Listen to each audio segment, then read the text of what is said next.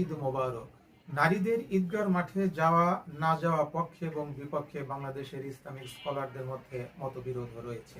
যারা বলে থাকেন ঈদগার মাঠে যাওয়া জায়েজ নেই, তাদের যুক্তি হচ্ছে ফিতনা তৈরি হবে। আজকে ঈদের চাঁদ রাতে রাত 12টার পরে নিরাপদ মনে করে শপিং করতে যাবেন দেশের 95% নারীরা। সেখানে কিন্তু ফিতনার কোনো প্রশ্নই আসে না। দেশের বর্তমান ওয়াজ মাহফিলগুলোতে আলাদা প্যান্ডেল করা হয়, সেখানে নারীরা ওয়াজ শোনে, সেখানে কিন্তু ফিতনার কোনো প্রশ্ন আসে না। এই যে নির্বাচন, বাংলাদেশের সকল ইসলামী দলগুলো, এমনকি হেফাজত ইসলাম, জমিয়ত ইসলাম নামে তারাও নির্বাচনে অংশগ্রহণ করেছে। নারীরা ডোর টু ডোর পর্দা সহকারে তারা ক্যানভাস করেছে। এখানে কিন্তু ফিতনার কোনো প্রশ্ন আসে নাই।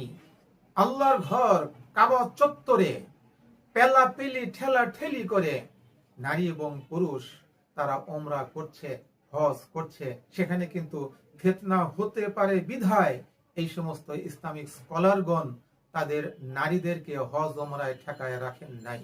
সাফা মারওয়ায় দৌড়াচ্ছে নারী পুরুষ একসাথে দৌড় দিচ্ছেন, সেখানে কিন্তু ফিতনা হতে পারে বিধায় সাফা মারওয়া দৌড়দৌড়ি করতে নিষেধ করেন নাই।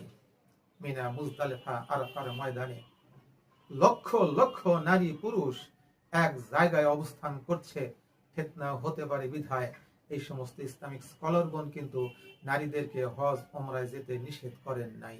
নিষেধ কোথায়? বাংলাদেশে ঈদগার মাঠে গেলে ফিতনা হবে, তাদের যাওয়া যাবে না। ডক্টর কামাল উদ্দিন জাফরি সাহেব, ডক্টর মিজানুর রহমান আজহারি, ডক্টর মঞ্জুর এলাহি, কাজী মুফতি ইব্রাহিম, মুফতি আহমদুল্লাহ সাহেব, শাইখ আব্দুর রাজ্জাক সহ বাংলাদেশের অনেক ইসলামিক স্কলার তারা বলেছেন মহিলাদের ও পুরুষদের মতোই ঈদগার ময়দানে যেতে হবে, তবে তাদের জন্য আলাদা ব্যবস্থা থাকবে, একসঙ্গে দাঁড়াবে না।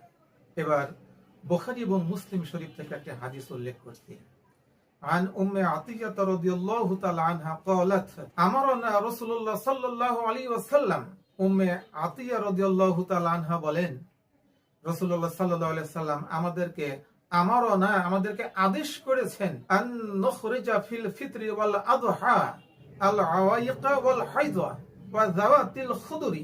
আমরা যেন পরিণত বয়স্কা, এমনকি ঋতুবর্তী মহিলা এবং গৃহিণী সহ আমরা যেন ঘর থেকে বের হই ঈদুল ফিতর এবং ঈদুল আযহা নামাজ পড়ার জন্য। মহিলা সাহাবী জিজ্ঞেস করলেন, ইয়া রাসূলুল্লাহ, ঋতুবর্তী মহিলারা তারা কেমনে যাবে?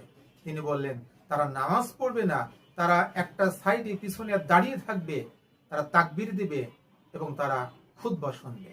ক্বালাত ইয়া রাসূলুল্লাহ ইহদানা লা ইয়াকুনা লাহা জিলবাবা। আমাদের মধ্যে এরকম অনেক মহিলা আছে যাদের জিলবাব নাই, বড় ওড়না নাই। ক্বালা লিতুলবিসহা উখতুহা মিন জিলবাবিহা। রাসূলুল্লাহ সাল্লাল্লাহু আলাইহি সাল্লাম বললেন, তোমাদের বোন বা বান্ধবীদের যাদের অতিরিক্ত জিলবাব আছে, বড় ওড়না আছে, তার কাছ থেকে নিয়ে তারপরেও তোমরা ঈদগার মাঠে যাবে। সুতরাং রাসূলুল্লাহ সাল্লাল্লাহু আলাইহি সাল্লাম মহিলাদেরকেও ঈদগার মাঠে যাওয়ার জন্য আমারানা আদেশ করেছেন। আজকে তার চেয়ে আমরা বড় ইসলামিক স্কলার হয়ে গিয়েছি। সুতরাং মহিলারা এই ঈদগার নামাজ থেকে আপনারা বঞ্চিত হবেন না। যেখানে মহিলাদের জন্য যে মসজিদে বা যে মাঠে আলাদা ব্যবস্থা আছে, ইনশাআল্লাহ সবাই যাবে।